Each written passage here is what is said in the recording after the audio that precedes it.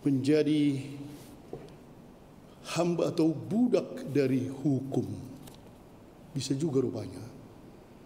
Kadang dalam adat pun bisa begitu ya. Kalah kasih, kalah agama kalau sudah adat berbicara atau tradisi atau dianggap sebagai entah hukum dari mana lah itu. Saya kira 3 tahun atau 4 tahun yang lalu terjadi di Timur Tengah itu pas musim panas, satu keluarga di tepi laut berenang, ada anak gadis, anak-anak, istri dan suami, dan entah bagaimana si anak gadisnya terbawa gelombang dan hanyut, dan kemudian hampir tenggelam, tak tahu dia berenang, berteriak dan menangis, tolong, help, help, help. Dan dengan itu tim rescue dari pantai itu langsung lompat, para sudah terlatih. Tapi apa yang terjadi? Bapaknya menghalangi penolong ini. Putrinya sudah mau mati di sana, akhirnya tak bisa karena katanya anakku sesuai dengan hukum agama tak boleh tersentuh oleh laki-laki yang tidak muhrimnya. Dan mulai mereka mau menolong tapi terus dihalangi oleh bapak ini, dan beberapa memang terlambat dan meninggallah si putrinya itu. Dan bapak itu tetap senang, dia sudah meninggal tidak najis. Dan begitu menyakitkan ya, anaknya sendiri akhirnya dibiarkannya mati tenggelam. Tapi memang hukum negara rupanya tak mengizinkan. Bapak itu ditangkap dan dipenjarakan karena sengaja menghalangi untuk menolong seseorang. Tapi bagaimana anaknya sendiri? Inilah hukum yang sangat kaku dan luar biasa. Itulah namanya budak hukum. Kasih sama sekali, kekeluargaan tak ada artinya. Pada hari ini kalau kita dengarkan, ada 3 sebenarnya di sini tokoh ya. Pertama, ibu yang dikatakan tadi dimasuki oleh iblis sampai bungkuk badannya selama 18 tahun. Lama sekali. Yang kedua, orang Farisi yang menjadi budak hukum, yang selalu mencari-cari kesalahan orang dari segi hukum, apalagi kesalahan Yesus. Dan yang ketiga di sini yaitu Yesus sendiri.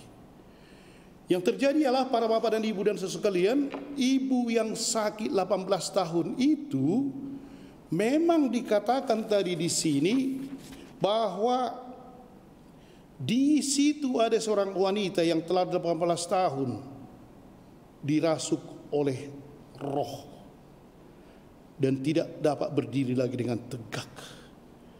Tapi si ibu ini memang mencari Yesus. Mencari. Dia tidak pasif. Dia tidak diam saja. Dia mencari Yesus. Dia dengar ada di bait Allah dengan bungkuk-bungkuknya itu. 18 tahun begitu, saya kira udah bagaimana lah kan. Dan akhirnya bertemulah dia dengan Yesus. Jadi usaha itu akhirnya dilihat oleh Yesus, dan akhirnya Yesus berkata, melihat wanita, kasihnya akhirnya muncul. Kasih itu yang lebih penting. Dia tahu bahwa, Yesus tahu bahwa orang Yahudi atau orang Farisi akan menyalahkan dia karena hari Sabat. Memang rasanya masuk akal yang dibilang oleh para orang Farisi ini ya. Ada 7 hari,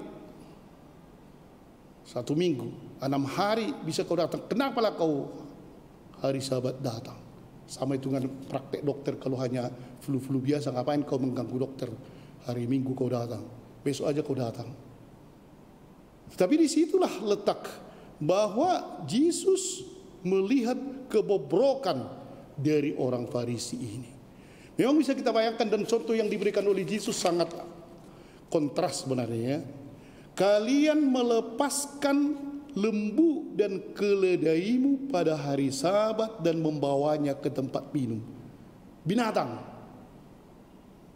lembu keledai. Setiap hari Sabat mereka bawa, tidak persoalan. Tetapi disinilah ya sampai luar biasa sehingga mereka sangat malu katanya kan. Sudah 18 tahun anak Abraham ini, ibu ini menderita karena dia sudah datang mencari saya pada hari Sabat. Memang hari Sabat lah Yesus bisa ditemui di bait Allah atau di sinagoga atau di mana. Dan kalian masih berani mengatakan bahwa itu dosa. Wah, memang itulah. Seperti bapaknya itu tadi, berani dan bagaimana sampai hati, biarlah putriku itu mati asal jangan disentuh oleh laki-laki yang mau menolong. Para bapak dan ibu dan saudara sekalian, pada hari ini disitulah kita mungkin perlu lagi berpikir, ketika kita mengalami mungkin 20 tahun, 30 tahun, 40 tahun kita terbungkuk-bungkuk oleh kerasukan setan atau apalah itu ya, dosa-dosa kita, jangan pernah kita tenang-tenang aja membiarkan. Kita harus seperti ibu itu, pergi mencari Yesus. Pergi, carilah Yesus, terus pergi.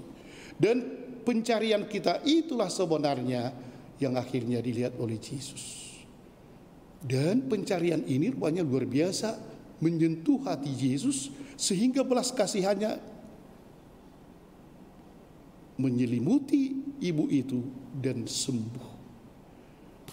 Kita mencoba agar apapun yang ada dalam diri kita, ketika kita mau mencari Yesus, percayalah dia akan menyembuhkan kita dan akan memberikan kelegaan atau memberikan keselamatan kepada kita. Tetapi kalau kita tidak mau, tak bisa juga ditolong oleh Yesus. Tapi kita ingatlah hari ini justru Yesus rupanya mementingkan cinta dan kasih.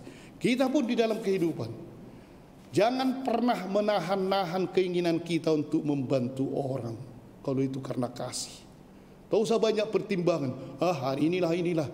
Kalau kasihnya yang mendorong, bantu.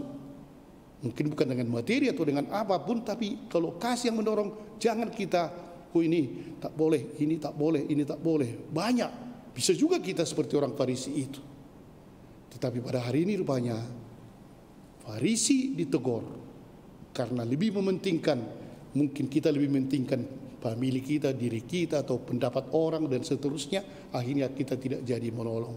Atau karena pelitnya kita itu apa. Dan itulah yang dikatakan oleh Yesus. Mari kita melihat kasih itu seperti yang dikatakan dalam Efesus tadi, memberikan kepada kita kesempatan untuk memberi, entah senyum atau apapun itu.